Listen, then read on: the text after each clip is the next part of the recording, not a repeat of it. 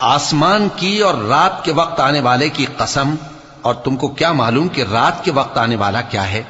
वो तारा है चमकने वाला, कि कोई शख्स ऐसा नहीं जिस पर कोई निगहबान न हो। तो इंसान को देखना चाहिए कि वो काहे से पैदा हुआ है।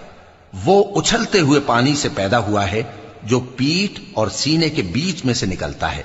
बेशक वो यानी खालिक उसको दोबारा पैदा करने पर कादिर है। जिस दिन दिलों के भेद जांचे जाएंगे तो इंसान की कुछ पेश न चल सकेगी और न कोई उसका मददगार होगा।